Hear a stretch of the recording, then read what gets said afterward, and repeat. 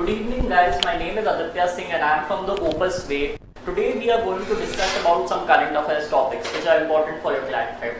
And we will be going through a very good detailed insight about those topics because as you know that the new CLAT pattern, it has 5 questions per set, and if they are asking you 5 questions per set, you might need a detailed analysis of every current affair. If you don't have a detailed analysis of those things, you might not be able to answer all those 5 questions. So it's very important for us to understand the history of an event, understand the factors related to it, and cover all those factual data which we can from that topic.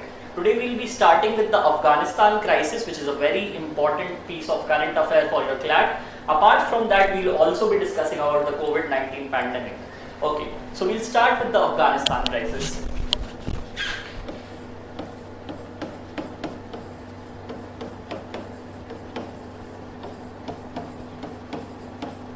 Okay, in order to understand the Afghanistan crisis in a better way, there has been turmoil in Afghanistan from a lot of time, but the first thing which you need to understand is Afghanistan is that sort of a country which has had various different forms of government over a period of time. So we need to understand the political dynamics of the country first. So we'll start with the first thing. We'll group this into certain number of branches.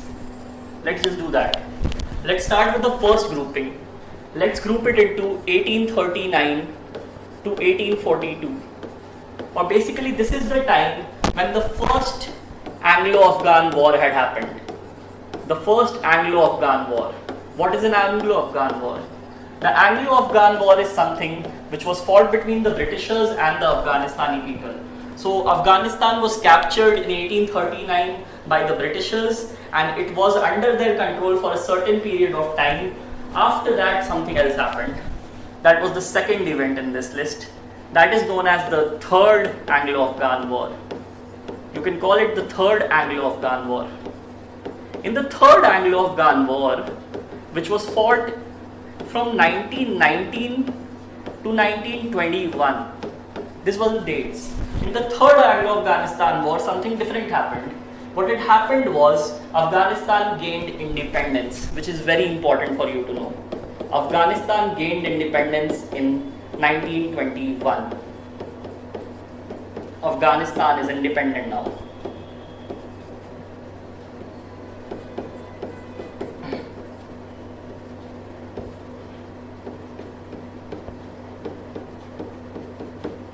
Next.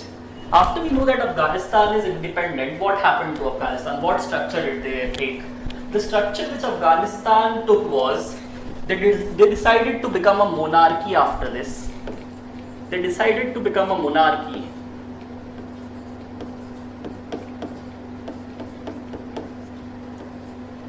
Okay, so they decided to become a monarchy and the first king was Amanullah. Amanullah was the first king of Afghanistan. Okay, very important piece of information. The monarchy continued till a certain period of time. The monarchy was there for quite long until 1973. Until 1973. 1973 is when something different happened. What different happened in 1973? Mr. Daud Khan, he established the Republic of Afghanistan. So Afghanistan is no more a monarchy. It's a republic now.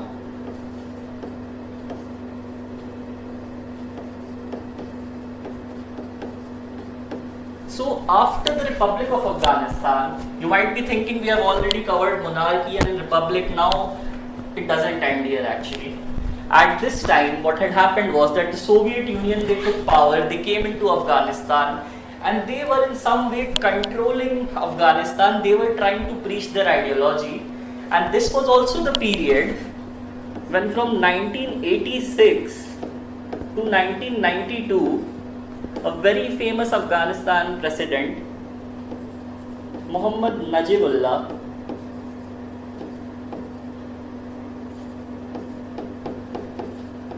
Muhammad Najibullah was the president of Afghanistan. You must have heard about him. We'll come back to him later. But he's a very important figure. Okay. So apart from this, one more different thing had happened in the 90s, which was that the Soviet Union, let me just make this smaller. Okay. Let me just put it to this side. Okay. Let's complete this chart first. Basically, after this, something more important had happened, which was in 1989. Sorry. So in 1989, what had happened was Soviet Union decided to leave. Soviet Union left Afghanistan, and Afghanistan is now on its own. And this is also an important time because this is the time when the Mujahideens were basically people. These were basically the people who were supported by, at that moment, they were supported by US, the British, and some other countries. They were supplied arms by these countries. So this is basically about the political structure of Afghanistan before Taliban had come into being. Now we'll talk about Taliban.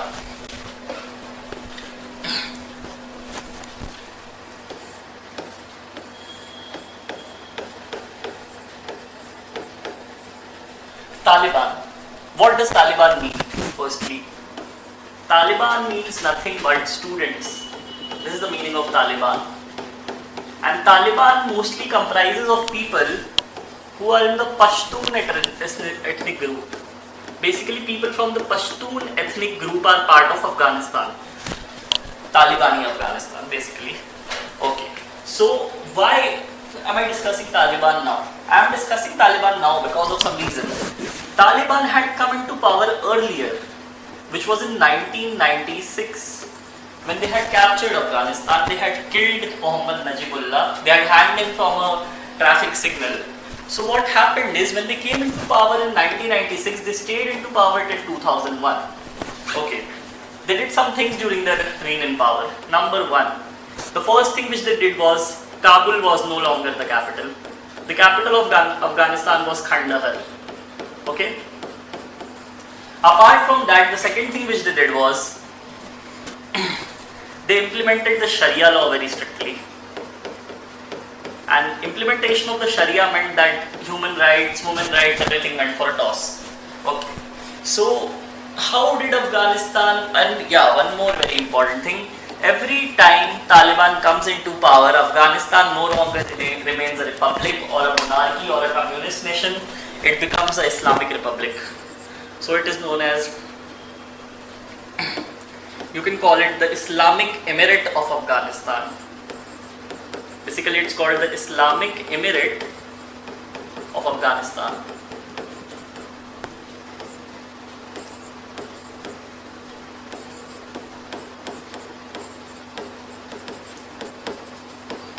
Okay. This is mostly about the Taliban. You need to know some more things about the Taliban. Basically, the few more other things was, during this reign, they captured most of Afghanistan, but certain territories were still not under their control. One of them being Panjshir, where they had an uprising this time also, but now it's under the control of Taliban. And the other thing which you need to know is the name of the leader of Taliban at that moment of time. His name was Muhammad Mullah. I'm just telling his short name. He has a bigger name as well. Now we'll go back to the next part. You can call him Muhammad Mullah Umar also. Okay. This is basically mostly about Taliban in 1996. After this, what happened in the Afghanistan period? Why did Taliban go out of power? There is a reason behind that, why Taliban got eliminated. We'll discuss that now. So before discussing that, let's go to another new page. Okay. So we'll be discussing the Taliban going out of power and its relation with one very important event which you must have thought about. You can call that event the 9/11 attacks. Very famous, very important, and very important in the context of Afghanistan history. So 9/11 attacks, as we all know, they were pioneered by the Al-Qaeda. The 9/11 attacks were pioneered by the Al-Qaeda, and the mastermind for this was Osama bin Laden.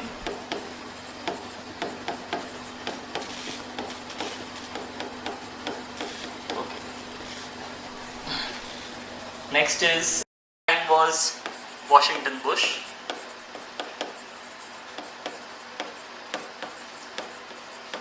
And they started an operation in Afghanistan on 7th October 2001.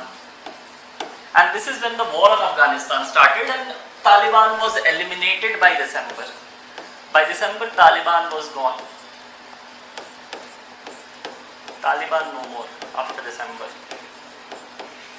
And after this, US, they appointed a government, the interim government for Afghanistan, and the first president of Afghanistan at that time became Hamid Karzai.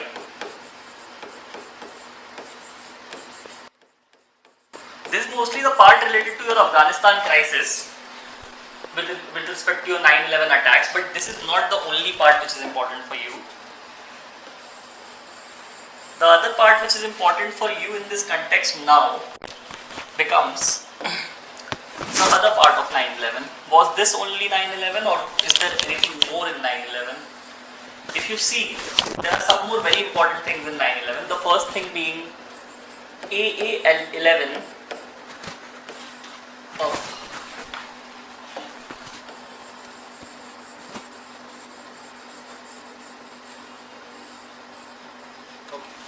So the first thing being AA-11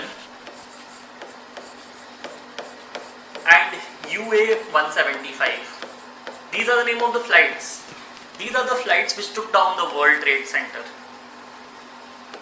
These are the flights which took down the World Trade Center. Okay? There were attacks elsewhere also, but the only other attack which you can remember, I think, is the attack on the Pentagon. That is the other attack which you can remember during the 9/11 days. And in terms of Pentagon, I think the flight was AA-75. Okay. These are mostly the things related to Afghanistan. But there is one more thing which you can remember. If you are looking at all these things, the other thing which you can remember is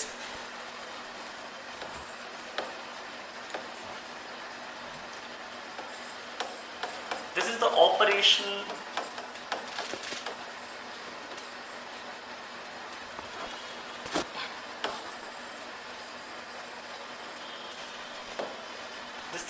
Operation Neptune Spear,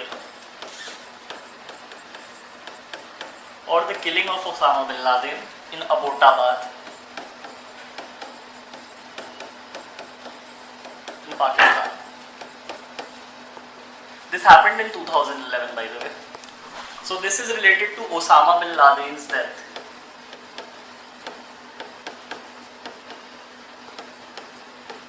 This is related to Osama bin Laden's death.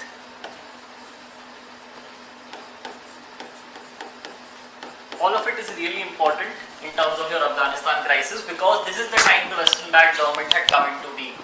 So these are some important things which you can take note of. Next we'll move on to the next part of this. The next part of these things are the Doha Agreement. Doha Agreement is also something very important in terms of the Afghanistan crisis. The Doha Agreement, in first place, it was between US and the Taliban. US and the Taliban, these people were the signatories to the Doha Agreement. And this agreement, basically, this agreement dealt with this agreement wanted peace in Afghanistan, and it wanted war to end, and it was signed on 29th Feb 2020. This is the date for this agreement. Okay.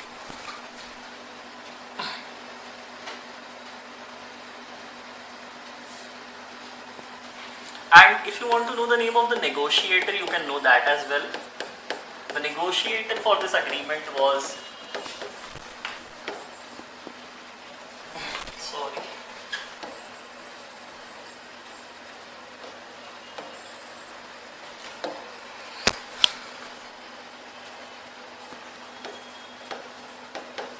the negotiator's name was Zalmay Khalilzad.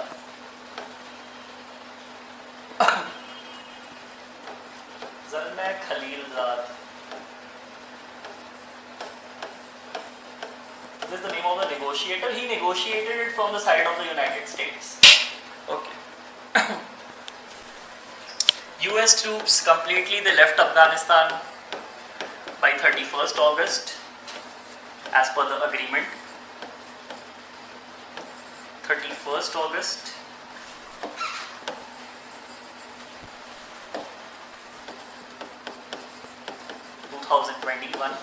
This was when they left Afghanistan. And the other thing which you can know is that this agreement was in Pashtun and English. Pashtun and English. And the National Security Advisor of USA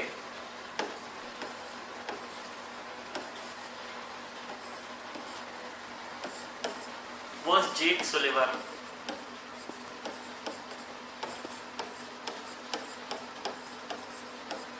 These are some other things which you can know about the Afghanistan crisis. The Doha Agreement, very important. Let's move to the next part now. The next part of the Afghanistan crisis, we will be dealing with different terrorist groups. Terror in Afghanistan basically.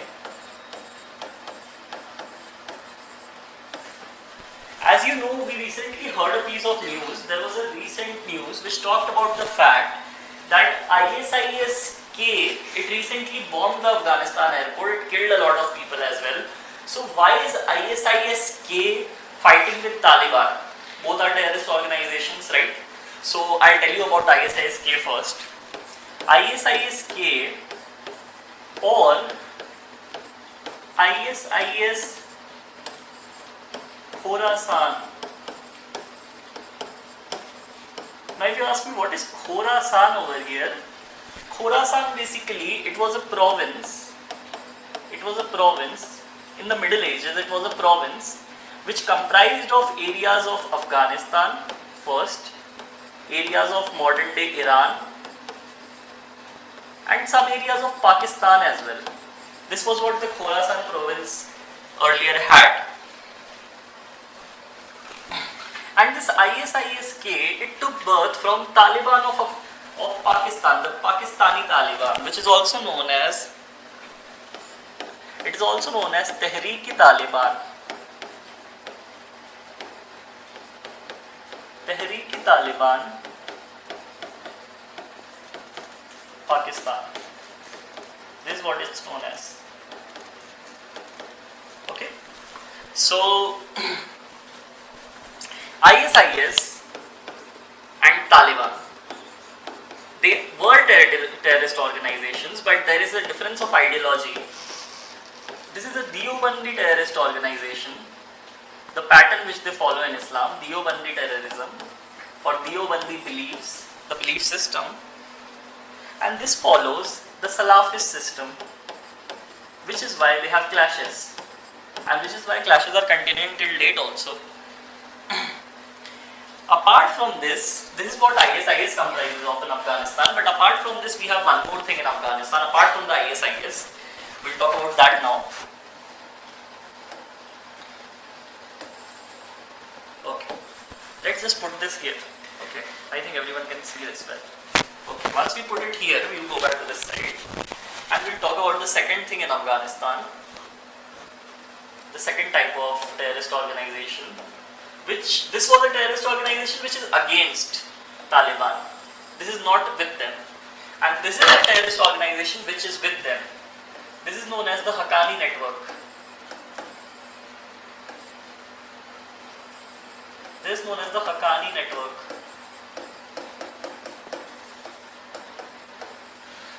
Haqqani network becomes very important because this has been a core part of the Taliban from the very beginning. Okay, in this new Taliban government, 4 ministers are from the Haqqani network. Okay, and this Haqqani network was founded by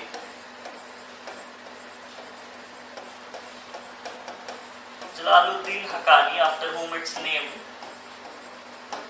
And among these 4 ministers is the son of this person, who is known as Sirajuddin Haqqani.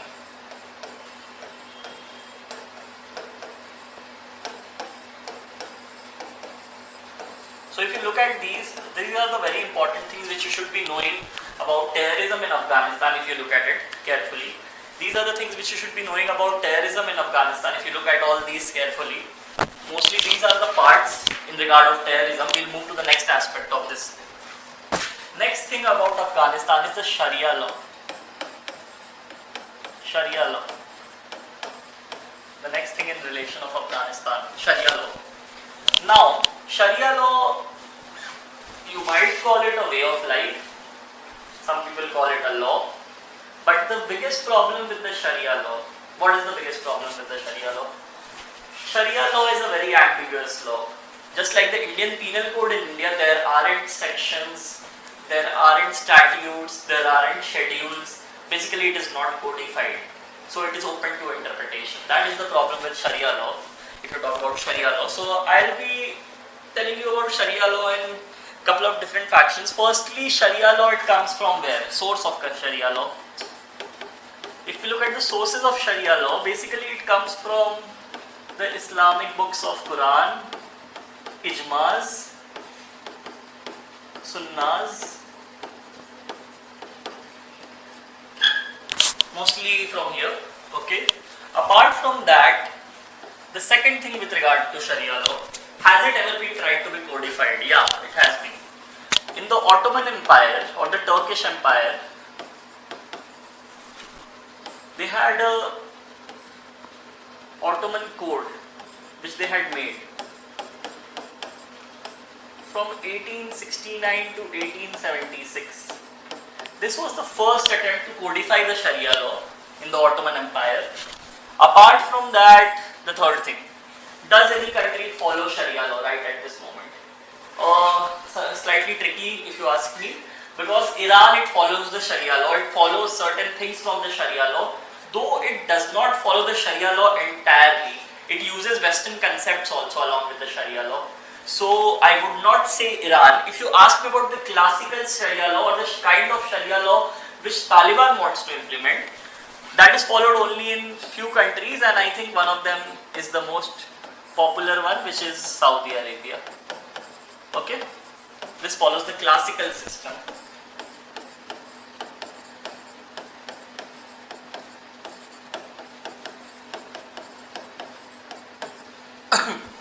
Okay.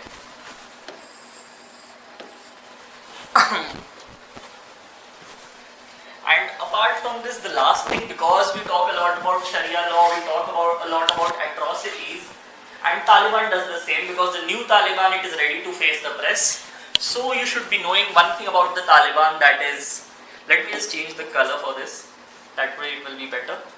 Let's just change the color.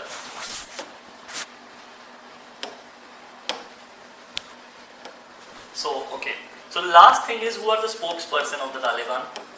Very important. The spokesperson of the Taliban, they are basically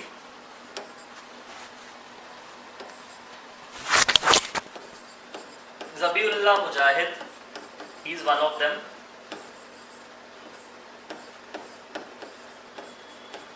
And before him there was another guy. He is known as Sohail Shoheen.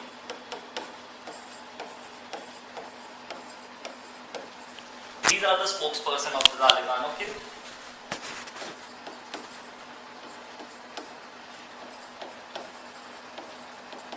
The spokesperson of the Taliban. This is mostly about the Sharia law. We'll move on to the next concept now. You can just take a look. Okay. Next thing which we'll be talking about is we'll be talking about some international organizations. Why? Because when you're talking about Taliban, it is very important to note their recognition around the world, and also it is important to understand the value of international organizations. The reason being that international organizations like the UN, they keep doing sanctions on various countries. They also give their viewpoints on atrocities, so it is important to know about them, because they can definitely ask you that UN said a certain thing about Afghanistan. When was the UN formed? So that is why we read the UN as well. So we'll talk about international organizations.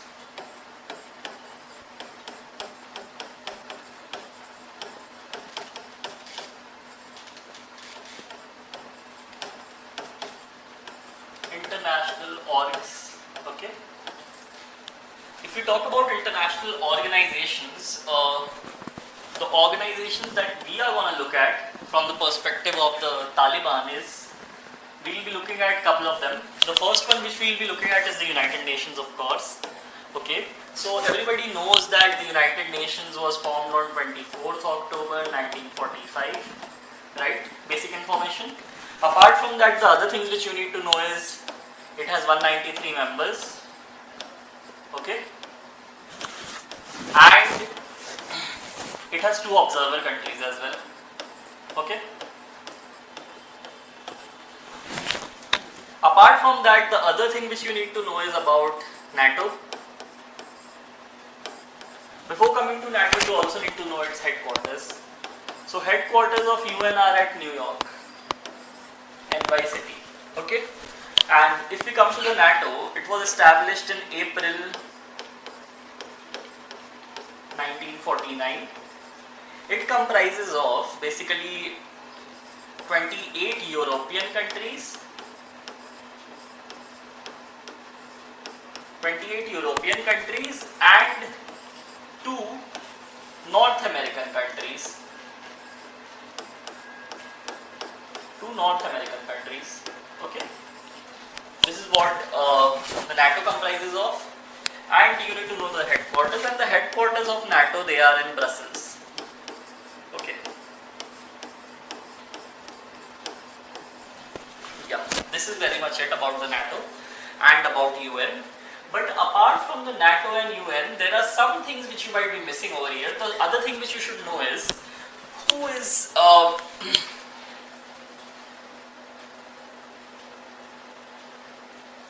you need to know about the UN Human Rights Chief over here.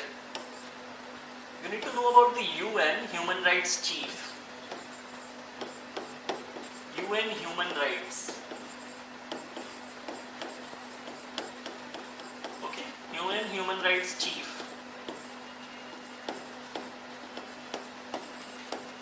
Okay, so if you talk about the UN Human Rights Chief, her name is Michelle Bachelet. Michelle Bachelet is the name of the UN Human Rights Chief. You can also know about the Universal Declaration of Human Rights, which was on 10th December 1948. Okay, because human rights violations are quite prevalent in Afghanistan, so you should be knowing about these things.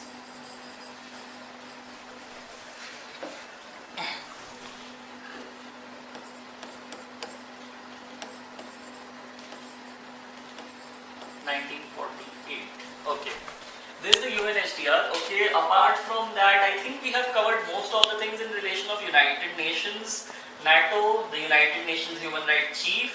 We also know about the Universal Declaration of Human Rights, but there is one more thing which we are missing out on. The other thing which we are missing out on, that UN has kept a donors conference recently. The donors conference, it happened on, I think, 12th or 13th September. On that day, what they did was, they have decided to raise $606 million.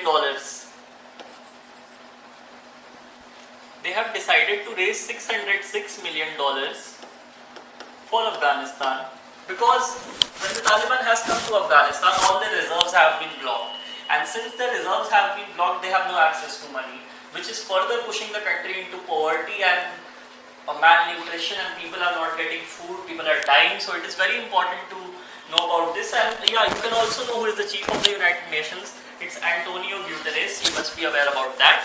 So this is very much it in terms of the United Nations. I think there are some more things related to Afghanistan crisis which we'll look at after this. And those things which we'll look at are the current developments.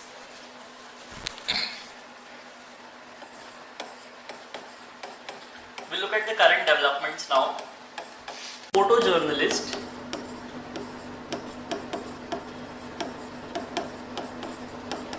at Reuters.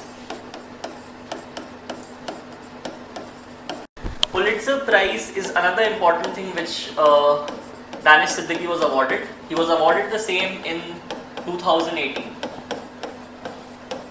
And he got it for feature photography. Feature photography was his genre.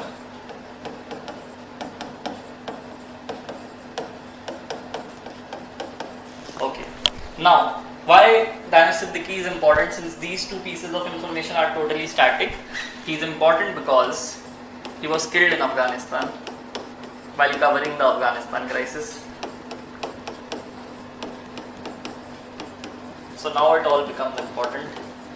This is the first piece of recent development which you can take note of.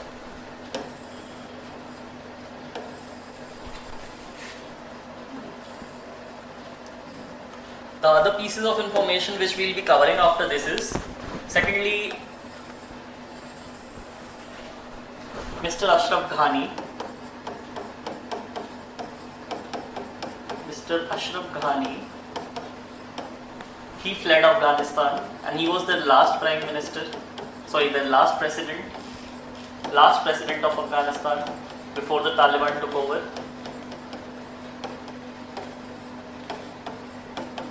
Okay. Now, other thing which you should know is Panjshir, it was not under their control, but they got it under their control. And after getting it under their control, Taliban executed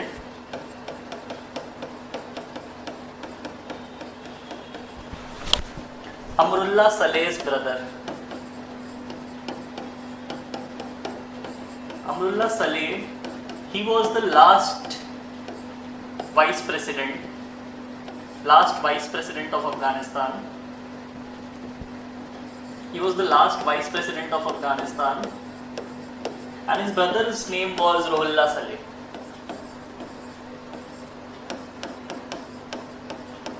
He died fighting in Panjshir. This is the other important piece of information which you should be aware about. Okay. These are some other things. Apart from that, if you can tell me, there are some more very important things which you should be knowing.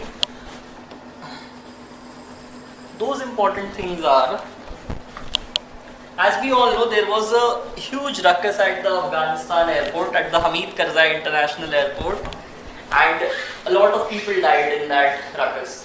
So there was a footballer, a 19-year-old Afghanistan footballer, who climbed onto the US flight and he fell from midair. So you need to know about him. His name was Zaki Anwar.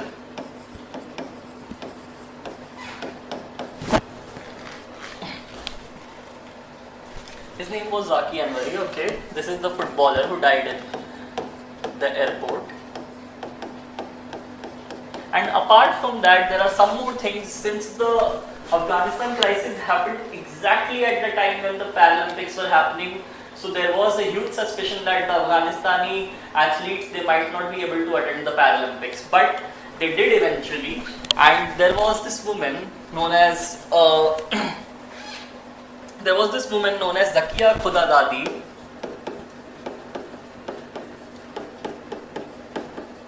Zakia Khudadadi, she became the second Afghanistan woman. She became the second Afghanistan woman to participate in the Paralympics. She was the second woman, and she was the first after the 2004 Olympics. So for nearly 20 years, Afghanistan did not have any representation from women in the Paralympics. Okay. And Zakia Khudadadi, you need to know about her sport as well. She was participating in the 49 kg taekwondo sport. which is something very similar to karate, or you might even call it similar to wrestling in India. Okay. So these are the various things which you should be knowing about Zakia Khudadadi, about the 2004 Olympics where the first representation had come, and her sport, which is Taekwondo. And apart from that, Zaki Anwari was the footballer who died in the Afghanistan airport after falling mid-air. So these are the current developments which we are aware of right now. There is a cabinet for the new Afghanistan government. I will not name all the members of the cabinet, because to be honest, if you need not learn all the members, you just need to know about the head of the government, which I am writing down now.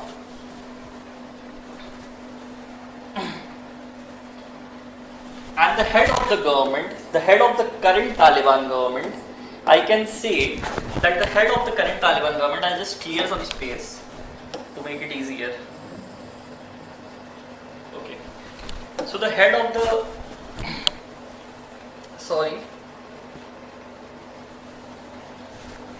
the head of the current Taliban government, he is known as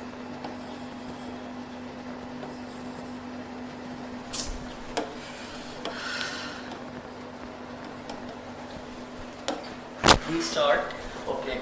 So the head of the current Taliban government, he is known as Mohammad Hassan Akhund.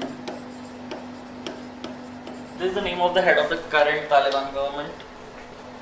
Mohammad Hassan Akhund, and the new name for Taliban, like previous times, is again Islamic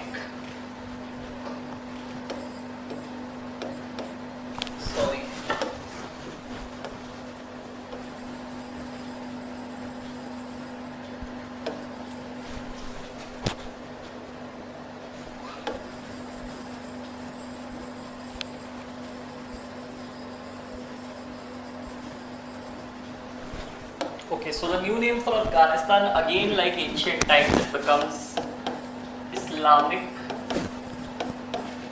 Emirate